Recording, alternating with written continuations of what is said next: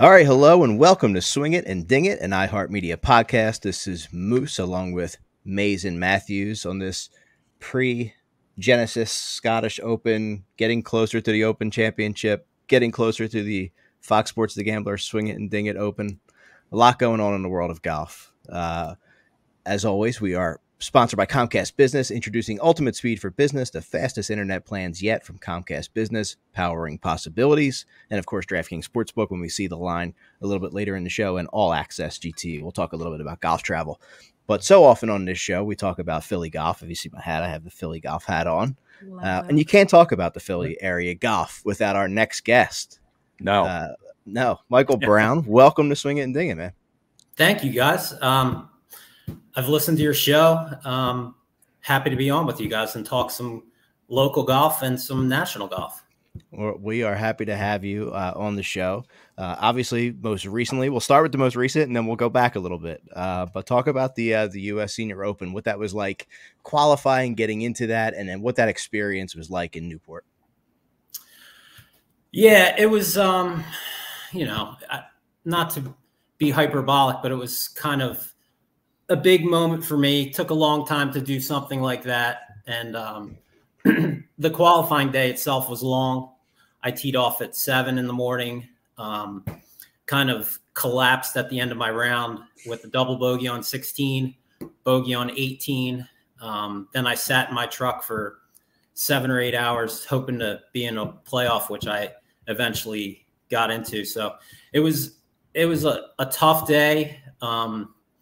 Not much room left to build character because I just feel like this game just beats you down pretty good. But that was a character building day to, end up getting through at the end. So pretty fulfilling day. And then the tournament itself was the greatest week of my life as far as golf is concerned. Wow. Yeah, let's talk about those 8 hours in your truck, though, because I feel like a lot of times, people see who makes it. They see the scores that go up online or they see the coverage on TV, but they don't know that backstory. Talk about what you did during those 8 hours, your thoughts, if you were practicing, what was going through your head. Take us through that. Yeah, I mean, sometimes when you're waiting for a playoff, you might practice or grind but I was in flight mode at that point. After I doubled 16 and bogeyed 18, I didn't feel good about my prospects. And you feel like you're kind of waiting around to get the bad news. So it was one of those afternoons. I'm trying to move around a little bit at times just to stay loose, but it was a horrible afternoon. Really. I didn't enjoy that at all. Oh man. Yeah. But like it ended up positively. It ended positively. I hit some good shots when I had to. My nerves were maxed out, and I still managed to hit the ball forward, so I was pretty pleased. Now you've got quite a resume, and we're going to detail a lot of that later on in the show. But you said something a minute or two ago there that you said that that week up at Newport was the greatest experience in your golfing life. What made it so significant for you? It was really a combination of things. Up until that point, playing U.S. amateurs was kind of the biggest tournaments that I'd played in, and they are amazing for many reasons. Just the USGA events themselves are special, and they pay very close attention to every detail. And the golf courses are immaculate, and they're very difficult, and they really do their best to define the best players. So that itself is a treat. But one thing I wasn't really expecting, or I didn't anticipate to the appropriate degree, was the spectators. And that just adds an energy that you can't fully anticipate. And it can help or hurt. I imagine I don't have a ton of experience, but I fortunately got into a mode of almost wanting to show off. You can go one way or the other. And I wanted to show the people watching what I was capable of. So I had a good attitude for the week for sure. That's awesome. It really is. So a term we use on the show a lot is the golf journey, right? And you've had quite an impressive one and an interesting one professionally, obviously the amateur ranks. But talk to us about, how you got started and kind of how you found your way into the game and have progressed through up till now. Yeah, thanks, Moose. Yeah. I really was nurtured by my dad and my grandfather in the game. So my grandfather worked at a course in Somerton, the fringes of Philadelphia, called the Philadelphia Quartet Club. It's a nine-hole par 3 course, but he worked in the pro shop, picked me up in the morning. I would hang out while he worked, just keep going around the 9 holes, and we'd collect the flags at the end of the night. And then my dad was taking me to Burholm driving range and, teaching me bad mechanics at an early age that we eventually dug our way out of. Yeah, it was my dad and my grandpa, and neither of them were super dedicated to the game themselves, but they really got me on a path that has led to such a happy life. I'm so grateful. When did you realize that like you were going to play this at the level you did? Like, what was there a moment where you're like, oh, I could make this like, a huge part of my life? It probably didn't happen till pretty late. I did play college golf, and I played at a competitive Division II school, but I was pretty terrible in the grand scheme of things. IUP, right? IUP. Yeah. Yeah. So after college, I was kind of deciding what I wanted to do. There was no thought of turning professional, but my dad said, why don't you take 6 months, think about it. I went down to Florida with some friends, ran carts at a golf course in the Orlando area, and just all of a sudden was surrounded with good players and professional golf, mini tour golf primarily. But like, I got pretty interested in things pretty quickly being in that environment. Was there somebody like at that point that you kind of looked up to, aside from, your father and your grandfather in the game, that sort of you was maybe aspired to be? Well, in a professional sense, Nick Faldo was always somebody that I considered the model, from the way he handled himself to the way he worked at the game. So, my coach in the Orlando area was part of the Ledbetter group. So like Nick Price, Faldo, those were 2 models that I just constantly watched and tried to emulate. Not a bad way to go. Yeah, 2 pretty good role models there. For sure. But yeah, I was down there for a short while, and then I was working at North Hills Country Club up here for the summers, and told some members what I planned to do, which was play some amateur tournaments, get a playing resume together, hopefully round up some sponsorship money. And a couple members there with very little hesitation said, well, let's get started right away. So one member in particular said, how much do you need? 10,000, 20,000? And I hesitated because I wasn't sure if she was seriously offering me money.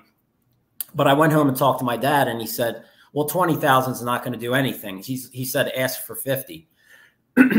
So, he was a little off the cuff there, but there were a group of very, very generous people at North Hills Country Club that took a chance when I really didn't deserve one.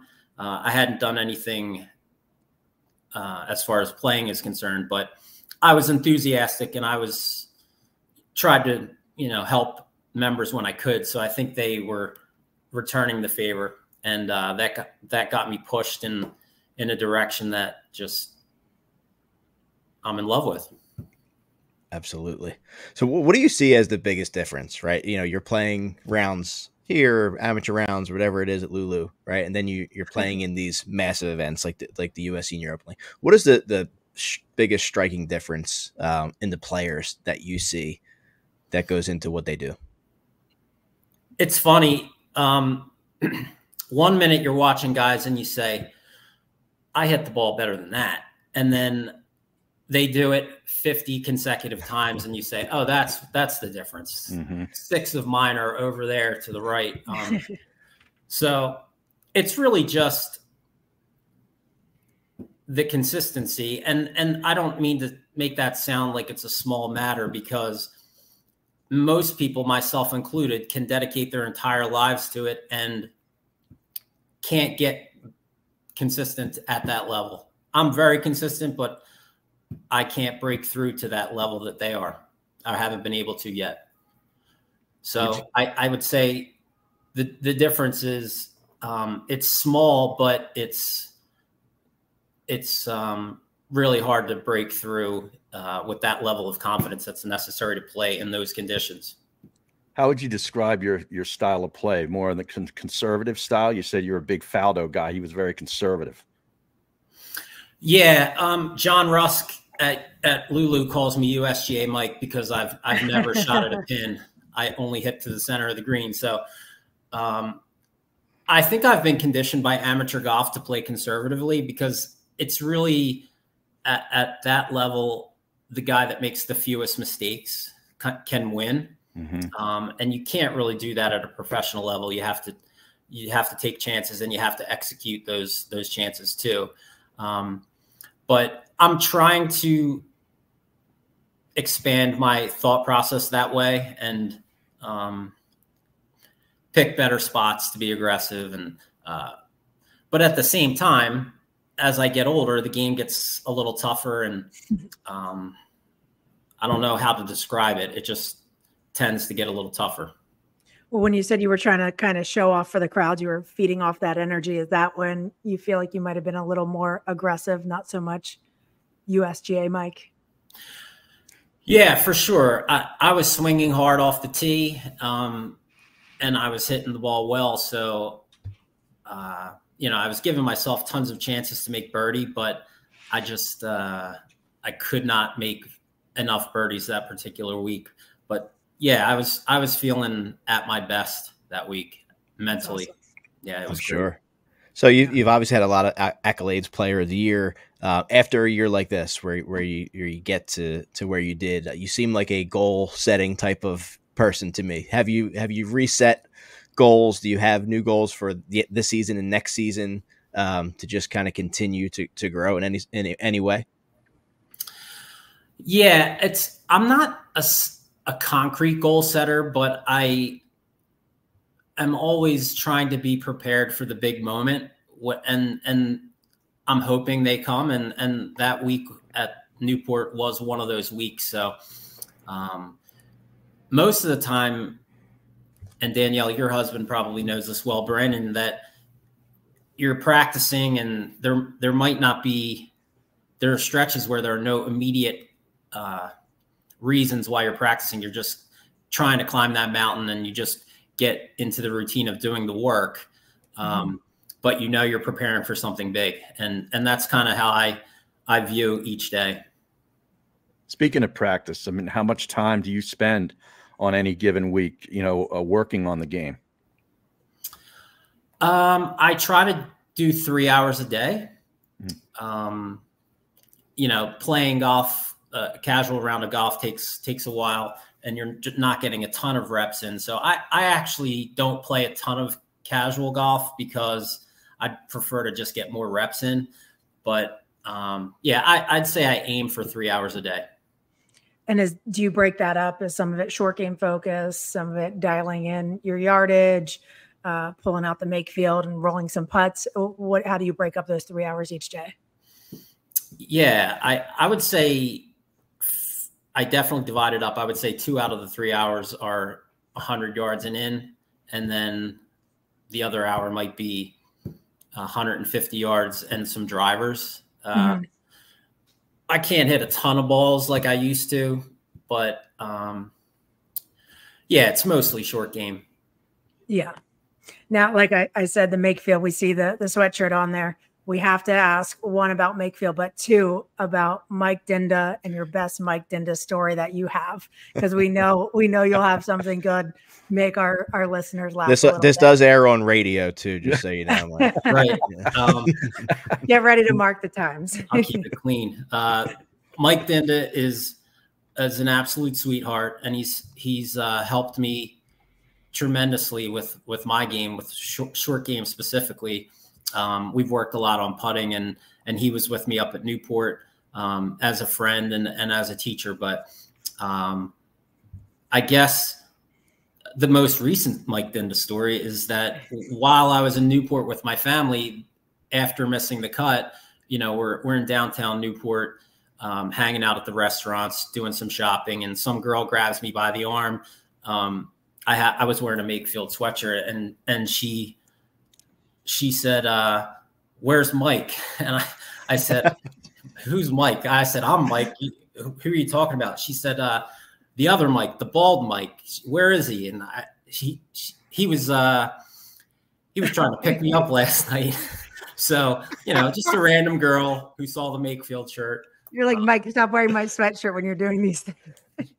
Hey, branding is good. Yeah, he's probably driving to the bar in the van with the Makefield all over the side. Yes, that logo, especially when he's behind the wheel, gets a lot of exposure. Oh, I love it. I love it. It's tremendous. Wow. I knew we'd get a laugh or a good story. That's Yeah. great. Thanks for sharing. He's the best. He's the best. He is the We best. love him. We're fans of Dinda. Usually Yeah. when we have him on, he's like on the course, or he was at the convention, like the Wi-Fi's going out. Like, I don't think have we ever had him where he's just like stationary? Maybe No. once, but like, No. yeah, he's No. always on the move, which is really funny. He's a fan of the crisis. Yeah. He thrives in that situation. I remember meeting him in Tampa the one year, and his daughter was there, and we were watching Birds Bucks game. And so like I drove over there to see it and everything else. And he's like, "Oh, come over. He's going to make some apps, whatever." He went to make guacamole and he nearly cut the tip of his finger off. Oh no, Michael. That's my best Dinda story. But let's get back on track. Yeah, yeah. So I have a question for you, right? You obviously see a lot of golf. You see it at many different levels. If there were one or a couple quick pieces of advice, right? If you had that 15 that was trying to get to a 10, the 10 that was trying to get to the 5, like what are a thing or two that you see more consistently can kind of help people improve, opposed to what we see, which is people just going and just whacking balls on a range for hours on end? Yeah, if I were giving advice to a 15 handicap, I might say at your local club, find the top 3 or 4 players and watch them play around and watch them shoot 72 or 75 or 70, whatever it is, and watch how unspectacular it is, because that's what it looks like when I'm out there too. It's just a matter of avoiding ridiculous situations, not trying to do too much. And then of course, short game is important, but if I'm out there with a 15 handicap and I give him instructions on what to do, he's going to play a good round for him, in my opinion. So it really is just, I've watched 15 handicaps play and they create damage that is unnecessary. Yeah. So I know all about that. Makes sense. You're talking to some damage experts right here. Right. Yeah. Aside it's from a hard game, I don't mean to minimize it. It's a really tough game. Aside from Lulu, what are some of your favorite places to play? Well, all the big names are big names for good reason. Merion is just perfectly designed, in my opinion. It's difficult in spite of its length because the trouble is positioned so perfectly. You know, Pine Valley, I'm lucky to play the Crump Cup there, and that's the same thing. It's just subtly designed perfectly, and if it's firm and fast, it just punishes you, and it's a puzzle. So it's fun to play courses where you really have to make decisions and also control the golf ball. So those are 2 of my favorites in Philly. You know, Cricket's fantastic. And I have grown to love Lulu, not making it sound like it was a long journey to come there, but the more I'm there, the more I appreciate Donald Ross. And Donald Ross has become my favorite after, you know, a number of years in Philadelphia. There's just so many great Donald Ross courses here and elsewhere, but I love being a member at Lulu. it's a ton of fun. It is. It's a great place for sure. Oh, Yeah.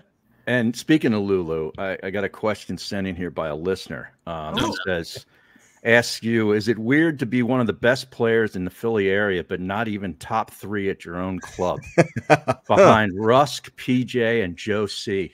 I wonder who sent that in. I don't know. Yeah. Well, that's PJ Acerno. That's John Rusk. And I'm assuming that's Joe Calgieri, who's a stone cold chopper. I don't know how he got thrown on that list. But he's also my brother's boss. So I'd like to also say I'm a huge fan of Joe. No, he's he's a good dude. But yeah, Lulu has, 40 guys on our scratch game. It's an absolute blast to play against these guys regularly. And it's a good reason why we're all competitive, is because we're just killing each other each week. And, I love it there. I'm happy to be there. It was kind of happenstance that I ended up there. And John has taken such good care of me, and the members themselves are really supportive of the tournament golf that a bunch of us played. Yeah. No so doubt. What's on your radar coming up? Do you have any Champions Tour qualifiers? What's next for you? I just got back yesterday from the U.S. site for British Open qualifying for the seniors.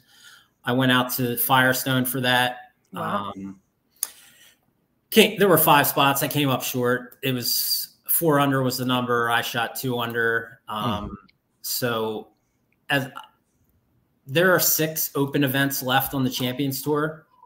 So I'm tossing around the idea of chasing those last 6, but at the same time, I'm really enjoying amateur golf, and one day I'm gonna chase the Champions Tour, and the next day I'm gonna play. Well, I'm actually going to play the father-son with my dad at Heidelberg next week, so I'm really looking forward to that. That's special, father-son event. Yeah, for sure. Yeah. Well, we go ahead, Terry. No, I just curious about the Champions Tour, because you played on the Mackenzie, Latino America, Euro Challenge, and the Corn Ferry tours, and maybe some others that I'm leaving out. But the camaraderie, I understand, is so different and so cool on the Champions Tour. Did you get a taste of that while you were up at Newport? I did. Yeah. I played professionally from 1998 to 2005 on those tours that you mentioned. And at that age, and I'm guessing it's even more this way now, but because of your youth and the fact that everybody is fighting for their lives, it can be a cold place.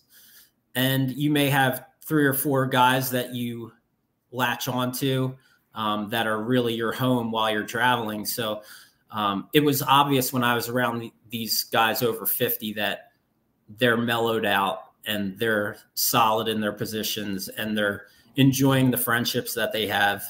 And then when they get on the golf course, they're all business from what I can tell. Yeah. Egos are checked a little bit. It's funny how that is, because on, the Latin Tour or PGA Americas now, if you will, everyone, you have those friendships, you all stay together because you can't afford your own place. Right. So it's, you have that, then you get on Corn Ferry. It's, a happy medium. PGA Tour, every man for themselves. And it seems like Champions Tour, it's like egos are checked a little bit. Everyone's a little nicer and kind of comes full circle. Yeah, it sure seems that way. And to your point, the guys that I traveled with when I was young, none of us ended up making it. And I'm still friends with them because you're kind of in the trenches together. And, you just build some really strong bonds that way. Yeah. No doubt. Well, we'll get you out of here with this one, but we touched on it briefly, but we want to give you a chance to talk about Makefield Putters, talk about your partnership, your association, and, what your connection is with Makefield. Thank you. Yeah. I came on with Makefield a couple of years ago. My friend and sponsor when I was playing professionally, his name is Everett Farr. He's a member at Lookaway, but he's helped me more than probably anybody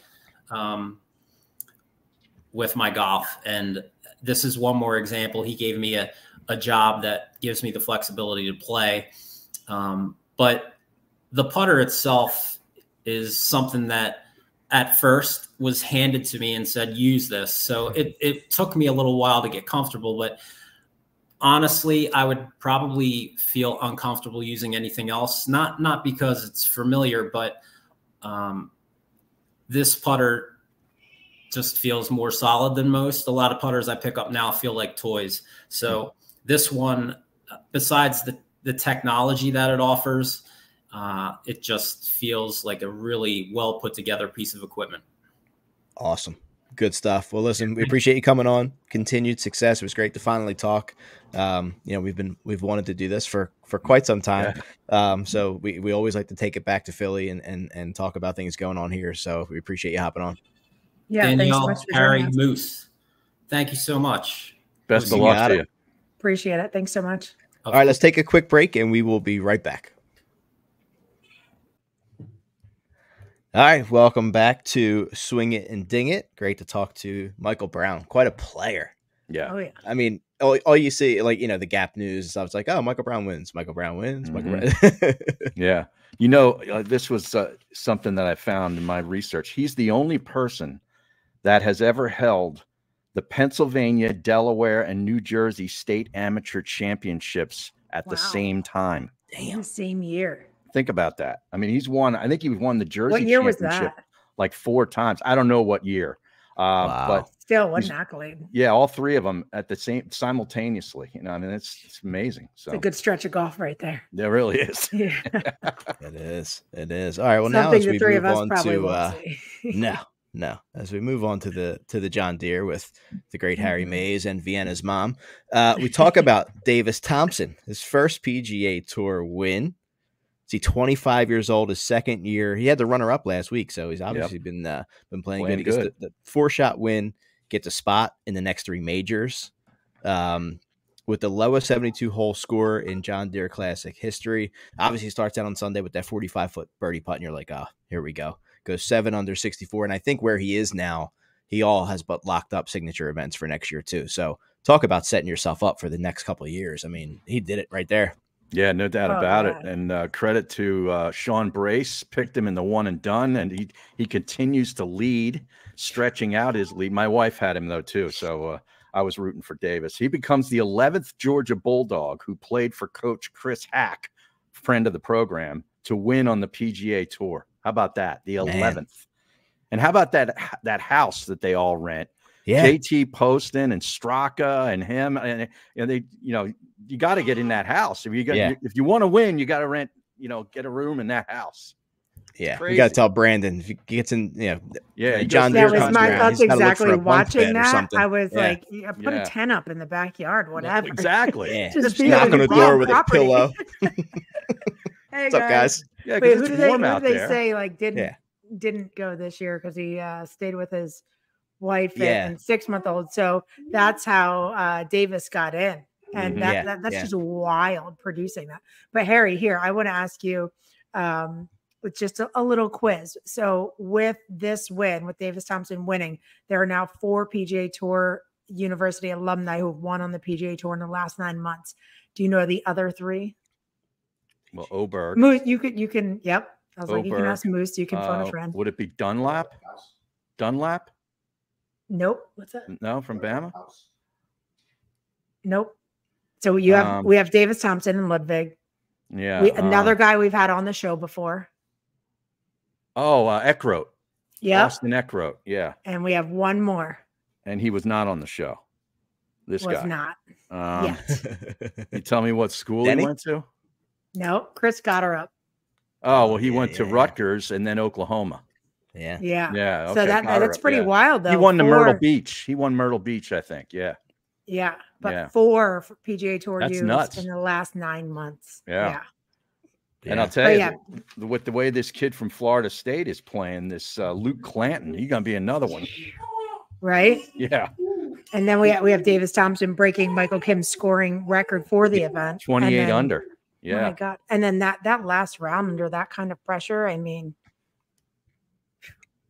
Yeah, pretty good stuff. It made it an interesting watch. The ratings were up big time when people didn't think it would be. I really liked watching it because I was really into all these young players. Like you had him, you had Thor Bjornsson, who's a stone cold stud. Yep. And Clanton. I mean, Clanton is the first amateur since 1958 to have back-to-back top 10s on the PGA Tour. Wow.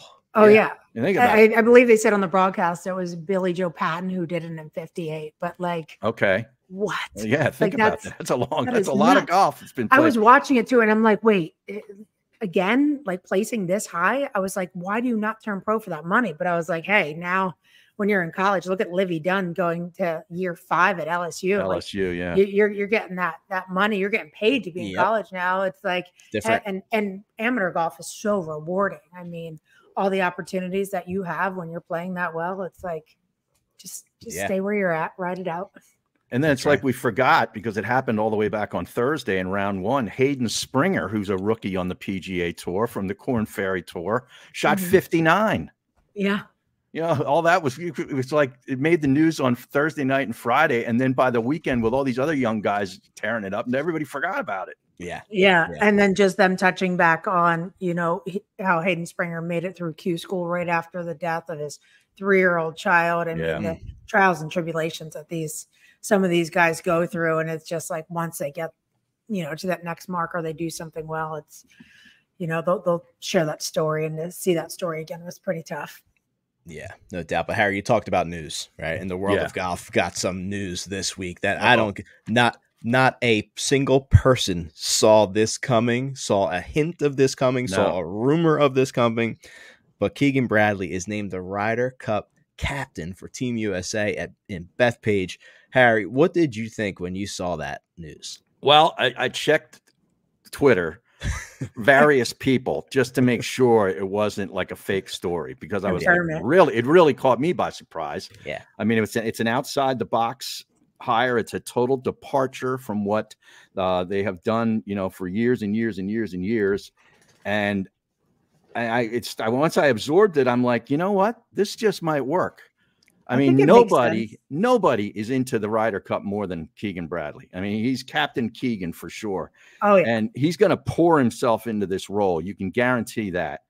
And, you know, and he's also still going to try to make the team. I mean, he's like in the 20s, mid-20s, I think, in the Ryder Cup rankings. But if he gets a win or, you know, a couple of good finishes, he could work his way up there to make himself a captain's pick opportunity. And, you know, who knows, player captain.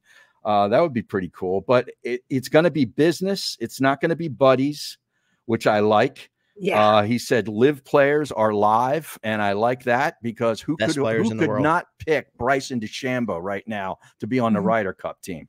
Unless you're a stone cold idiot. Exactly. On that golf course. Wait, I have what has there ever been a captain who was player on captain? The team? I don't know. That I don't know. Because, it's a good question. Tiger declined the Ryder Cup captain, you know. Right. And I was like, okay, so I was talking to B about it, and I'm like, wait, maybe like he declined it because he has the rest of his life to be Ryder Cup captain, and maybe he's like, all right, I'm like 50, I'm gonna put all my focus on making the team. I didn't realize you could be both a player and a captain. Yeah, I don't know, Harry. I don't think since Reg Dunlap from the Charleston Chiefs has there been a player coach that I remember. A hockey movie reference. Oh, I love it. Yeah, that's great. But I mean, you know, if he says live players are live, I know he's poison right now on the PGA Tour, but an assistant captain of Phil Mickelson, I mean, they're best buddies. They played on the same team as partners.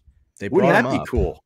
Why not? They brought him up, and he said, I don't see that happening right now. I think Phil's a future captain, but you know, we have some time, right? And we'll see. We'll see how Phil things being go. A captain of USA Ryder Cup in the future. Well, he would have been the captain this year for Bethpage if this whole thing, this live thing, didn't happen. That was his job. Oh yeah. Totally Bethpage. Oh yeah, absolutely. Well, I mean, with Keegan getting the nod, like he went to St. John's, Northeast. Yeah, he played there. He played there. Bethpage Black, you know, with him as captain, I think does make sense. As you said, Harry, once you think about it, you're like, okay, yeah, like, and with him getting, you know, kind of shunned to play on Ryder Cup last year for the Yeah. Netflix series, if you will. Well, I feel like he's gonna want to come back and prove something. yeah, and you brought up the Netflix series. And we've talked about this with other stuff in the Rory stuff.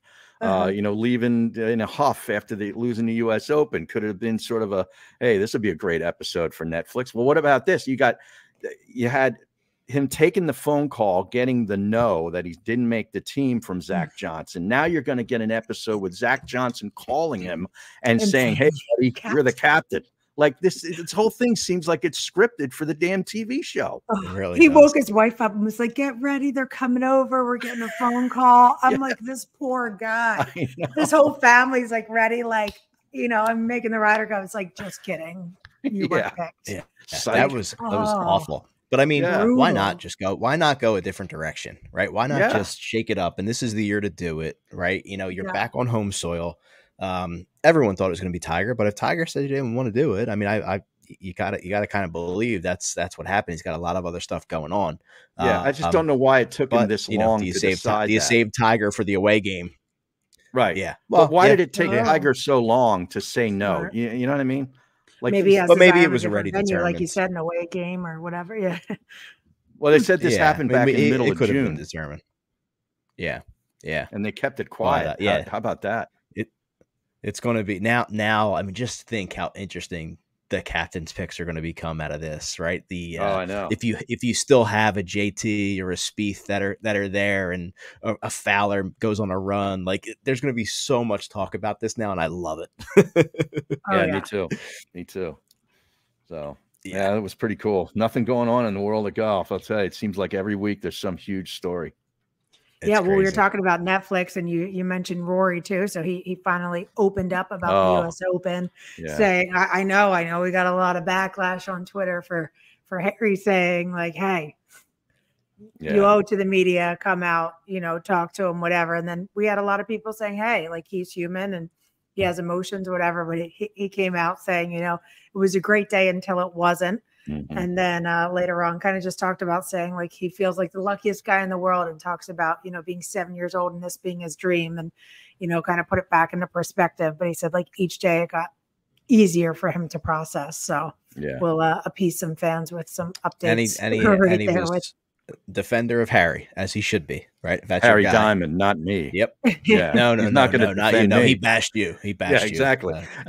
I just read that he went to New York City afterwards and just like walked around for a couple of days, man, with his headphones in. I can just see him, sunglasses, ball cap, hoodie, and the little earbuds in there, just waltzing around Central Park, processing the loss. Well, it's so funny because it makes news down here. Like I'm like, somebody's probably following him, but I think it was like Juno Beach, like diner or whatever. Like, oh really? He was down here, and the media, our local media, caught him out with his wife and daughter Poppy, and they're like, Rory and formerly estranged wife and daughter out to eat breakfast. It's like, some of these guys, though, they live in a golden cage. Tiger can't. Yeah, he can't go anywhere. Beach cafe. Yeah. Harry, a mob scene. Let's talk about our golf. I have breaking news. I just pulled up the Doppler for Friday. Harry and I are supposed to play Torresdale, Union League Torresdale. Union League Torresdale, yeah. As guest of the great Sean Palmer. And I did not see any more rain in the forecast for Friday. It's crazy. Like when you and I were texting Monday, Tuesday, whatever it was, it didn't look so good. And I said, it's total BS, because it usually is. Like by the time you get to the day, all of a sudden that storm is gone. You're like, well, what happened to it? But anyway, hopefully it does hold off and we get to play it. And thanks so much to Sean Palmer and the great people at the Union League. Super Coop is going to join us. That's going to be fun. Yeah. So I'm going to be under a lot of pressure. Well, you're going to have to establish in the beginning, like, is he there to like help you, or is he there to have fun? Because I think it's got to be established. He's going to be very critical if I do something bad. I can tell you that. But yeah, I'm looking forward to it. Yeah, so am I. And then I got Applebrook on Sunday. Oh, you're playing with my buddy Sunday. Doc, who's a member over there, and then of course our event on Monday, and in between that I'm going to squeeze in 18 holes with the wife on Saturday. So there's gonna be a lot of golf. Yeah. I might play with Wes on Sunday somewhere. He might. Oh yeah, Patterson. Yeah. Nice. Yeah. So yeah. Nice. Oh, there goes Vienna. Vienna joins the program.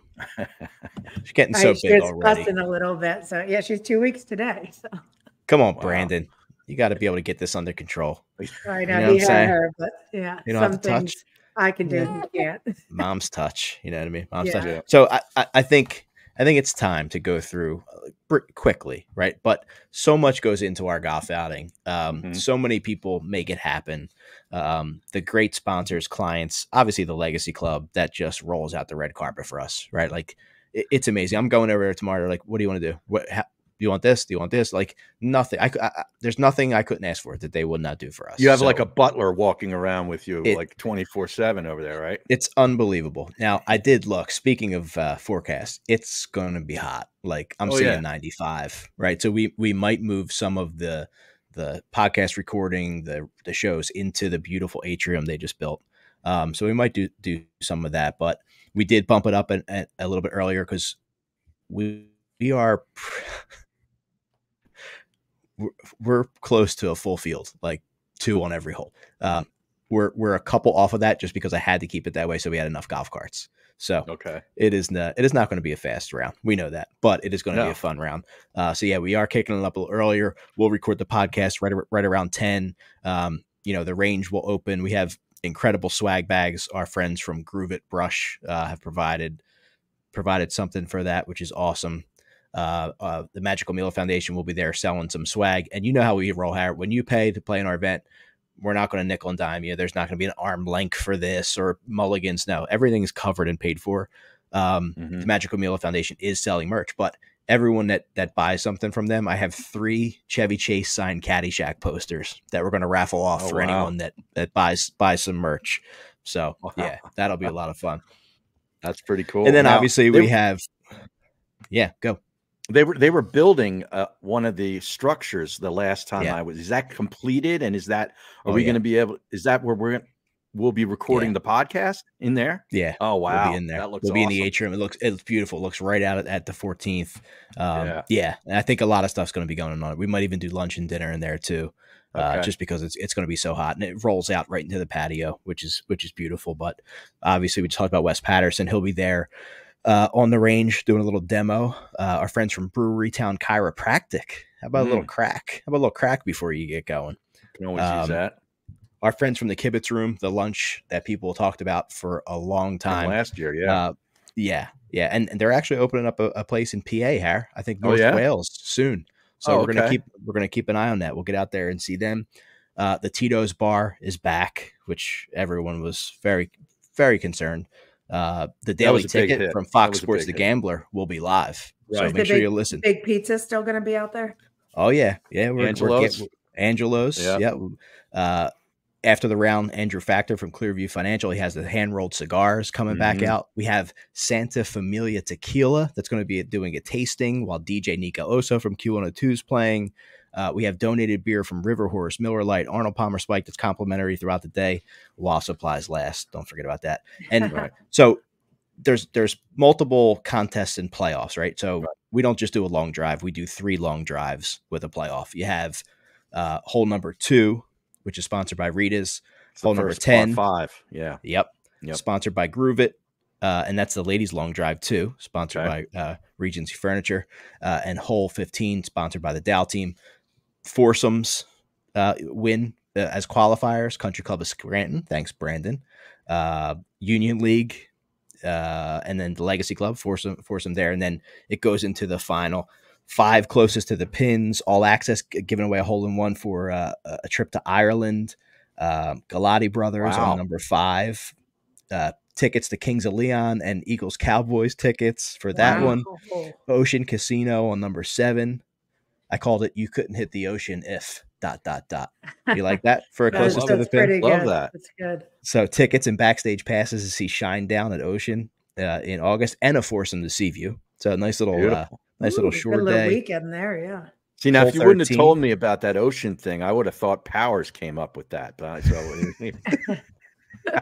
I save his brain power as much as I can, but there's some of his stuff coming up that I'll tell you about it. Okay. Alpha of Maple Shade. I have a hole-in-one for the Alpha. Our buddy Tony from Terra Nova Restaurant. There's a $200 gift certificate to Terra Nova and tickets to see the Killers at Freedom Mortgage for man. that closest. This is still loosely confirmed, but a friend, Mike Baldini from Parks Casino, is supposed to be sending a comedian over to hole number 1 to do a little back off challenge. Oh, really? To give you a little business. That would be cool. In your backswing. It's not him, is it?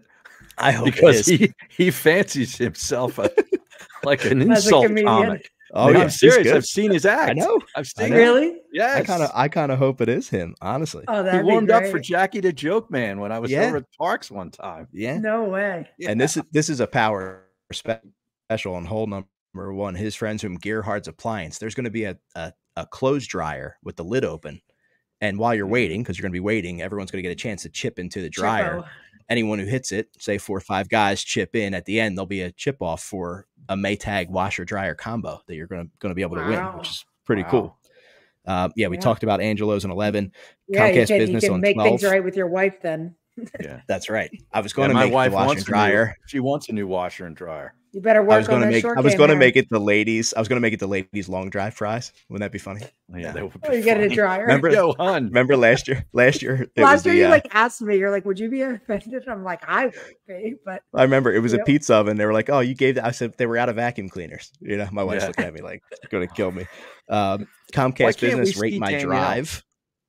I don't know. Why can't we see her? I can hear her. Oh, sorry. I have the baby, so I just turned off my camera. Yeah.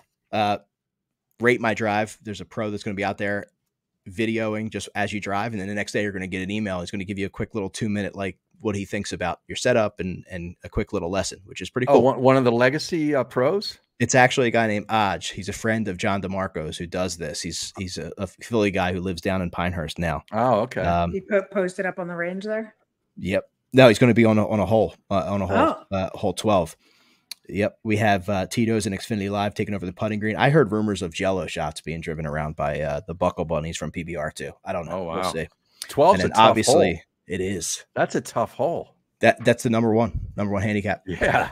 I think 4 is harder, but 12 is. Well, 12 is like, it's kind of a blind tee shot. You can't really see the fairway where you're trying to aim to. And then you got to go water. Up. Yeah. It's pretty good how you can remember holes, Harry. Oh, dude, I can remember that whole golf course. And I played it once. That's my home course, and people will give a whole number, and I'm like, I have to count. I'm like 4, 5. And Moose, I'm like you. B will remember a course he played when he was 12 years old. He's like dog leg left, and he's like, or he'll be like, don't you remember here? And I'm like, I don't know what I ate for breakfast. I've had a lot. I don't know what your issue. I've had a lot of concussions, Danielle. I don't know what your problem is, but you can't blame the baby. The baby's out. Yeah, the baby's out. Oh no, even pre-baby, I had no idea. There's 3 courses that I can remember the first couple holes, and then after that, I'm like, I don't really know. All right, let me hit this rest of this preview real quick. That's from Dormy Workshop, right? DJ Reed Streets will be out on the course. Hole 16, Brewery Town Chiropractic. We're going to call it the score adjustment. You like that for marketing? Nice. So one player on that hole can take 1 extra shot. That's the only kind of mulligan thing, right? So one player at any point in that hole can take an extra shot for you because score adjustment by the chiropractor. Got it. You know how hard number 18 is, right, Harry? Yeah. So any team that birdies that hole gets free IV hydration therapy from Hydrolux because you're going to need it if you're able to do that. The winning foursome is going to receive AGS 2025 membership. Under Armour gift cards, and they're eligible for the Iconic Candy Chip and Putt Playoff. We did it last year. The Chip and Putt on 18. Top 5 teams break into 2s however they want. 1 chips, 1 putts. Whoever wins it, both win a trip, an iconic trip from Iconic Candy to Casa de Campo. Wow. The last place foursome, since they're the coldest, Rita's Water Ice. Yeah. You know that. Long drive playoff. So that those 3 qualifying holes, each guy gets 2 balls. The winner gets a custom suit from Rubini Bespoke. Ooh. The championship belt behind me goes on them. Where you at, Russ Hartung? That's right. And some great prizes from the Dormy Workshop. You ready for this one, Harry? Nice hat. Oh, he just did a, we gotta get another picture of that one. Yeah. So the 5 closest to the pin winners talked about they get into a playoff. We're going to do a chip off on 18, sponsored by our friends from Lev Lane Advertising. It's going to be called Lev Lane to the Lou. Whoever wins it is going to win a full family membership to Lulu next year. Wow. No way. How about Thanks, that? John Rusk. Wow. Thank you, John Rusk. That's a huge prize.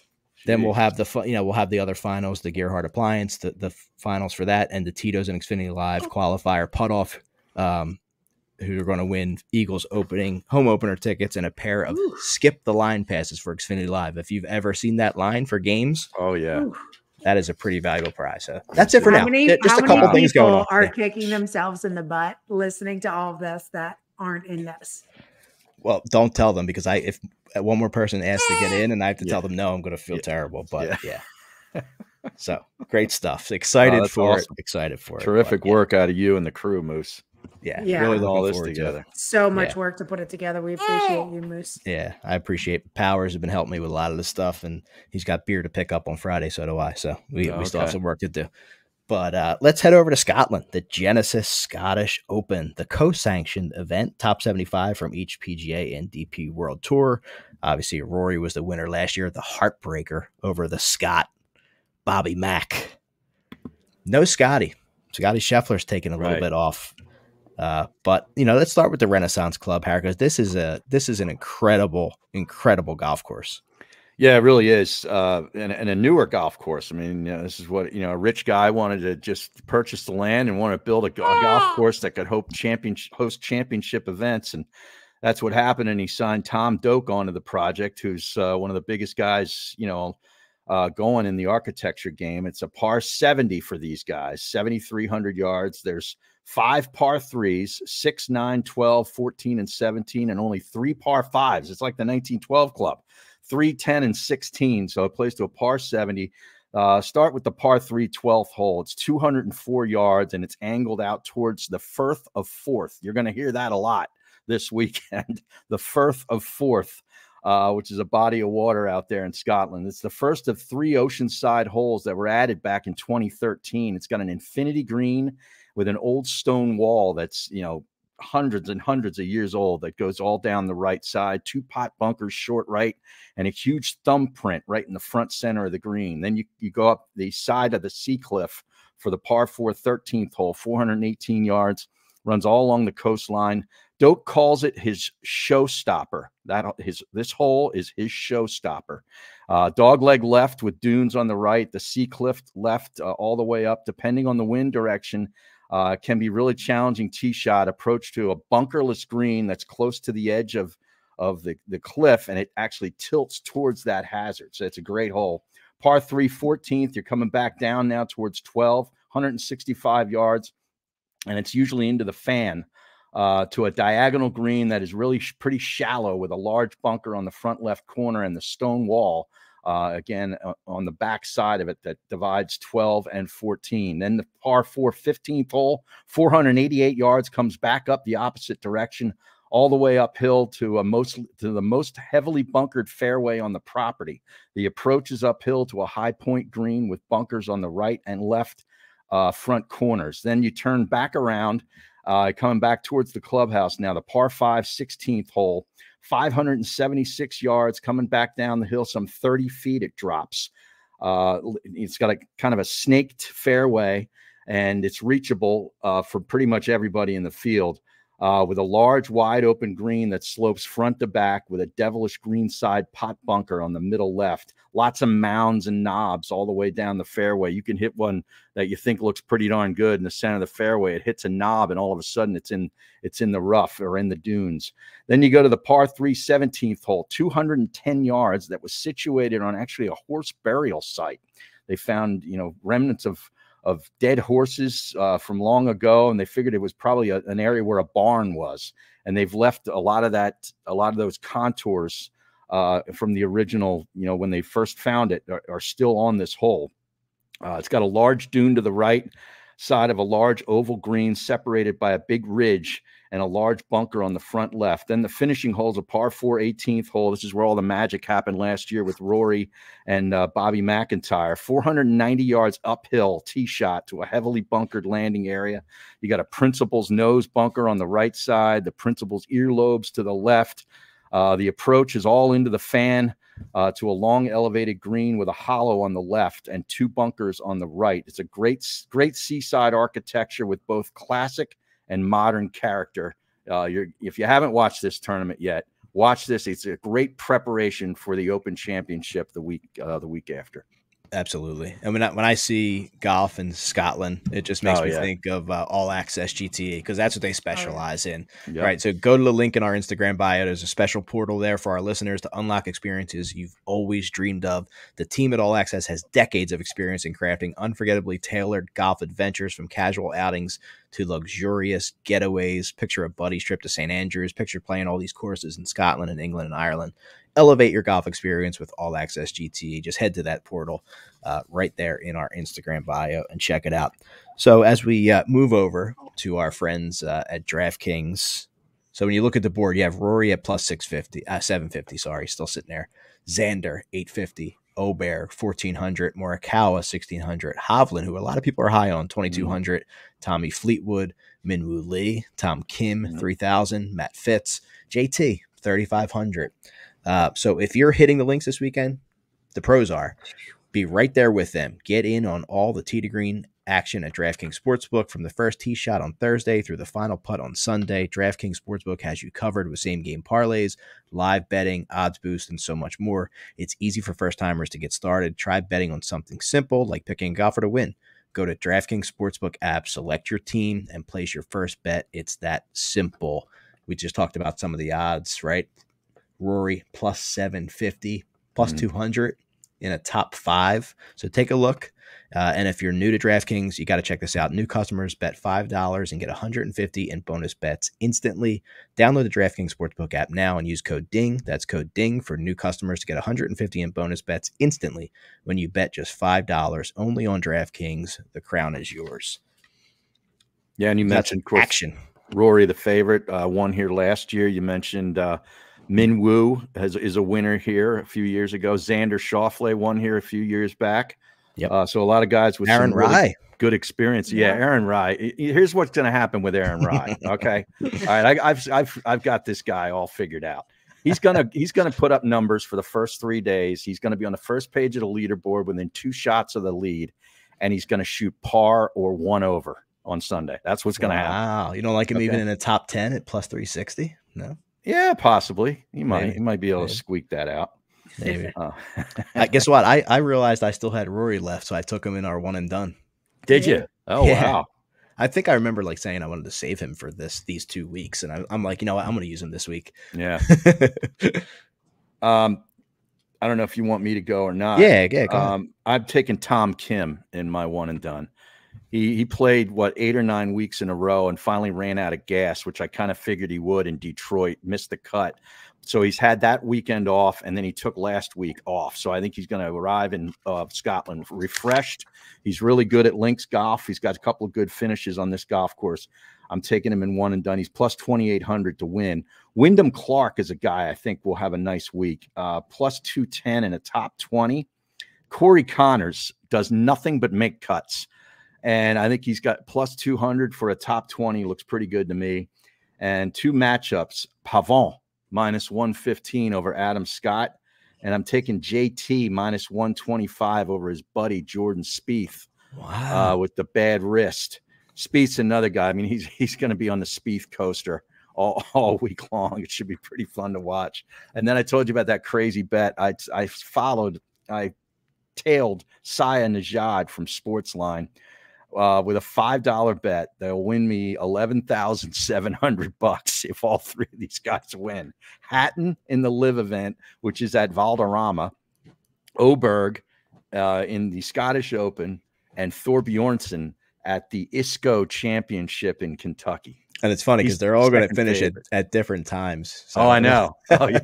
Well, see, I'm just hoping that some of them are right. You know, one guy wins. Let's say the first tournament, the guy wins. Oh, God. And then the next 2 are in the top 10. You can cash. There'll be a cash out option. And that's what I got to keep an eye on. I like it. I do like Fleetwood at 2,200. Okay. Dietrich at 6,000 and Højgaard a little bit farther down at 9,000. Yeah, Dietrich. You've picked Dietrich a few times this year. Yeah. I have. Been a nice year for you. Yeah. And then we got a bunch of other events too. We got a women's major. They're over in France, or I think, is it France or are they in Switzerland?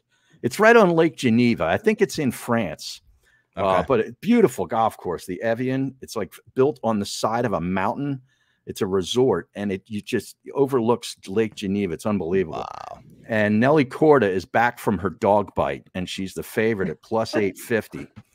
Ataya Titikin is the second favorite at plus 1200. I'm taking her.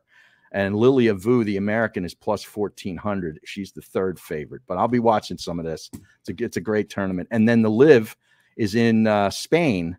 And Rahm gets this John Rahm's weekend. He's going to be so distracted on Sunday because Spain is playing in the Euro finals in soccer against England. It's going to be so crazy. I'm fading John Rahm. Okay.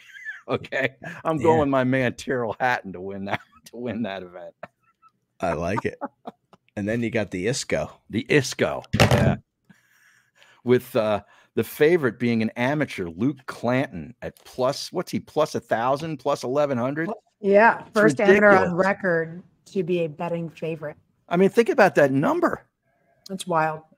That's crazy. Thor Bjornsson is the second favorite. I actually like him. That guy's a stud, man. And then we have the Olympics approaching. Yeah, not far away. Yeah, we got the Open and the Olympics looming for sure. Yeah. I'll be watching field hockey in the Olympics because I got a guy from my club whose granddaughter is like one of the best field hockey players in the country. She went to North Carolina on a scholarship and is now going to Northwestern to finish up, but she's on the Olympic team. So I'll be watching some of that too, in addition to the golf. That's really cool. Yeah.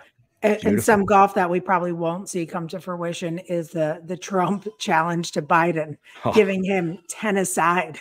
Yeah, dude, that would be unbelievable box office. Yeah. He's like possibly better than the Masters.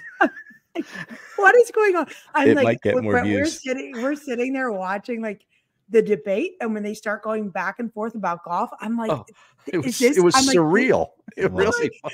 Fred and I looked at each other, we're cracking up. I was like, oh my God, I think we might have gave a fist pump. You knew everybody on golf Twitter was watching the debate because it was instant. Oh my God. And the two of them going back and forth were like, this is so incredible. They're talking about their handicaps. I've seen your swing, he says. I've seen your swing.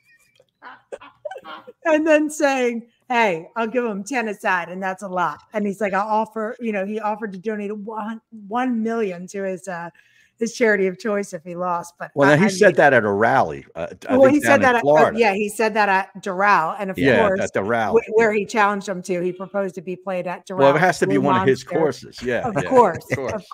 He's going to take the gate. Oh yeah, but 10 aside, it was hilarious. Oh God, it's amazing. All right, well, listen, we'll be live from the Legacy Club on Monday. We'll be doing our show from there, and it'll air on Fox Sports The Gambler later that day. We're excited to do that, so make sure you're tuning in to Fox Sports The Gambler on Monday afternoon. You'll be able to hear us live from the golf course, and looking forward to seeing you there, Harry. Danielle, we'll miss you this year. You'll be back next year. Don't worry about it. And that's it. We'll be back on Monday next week.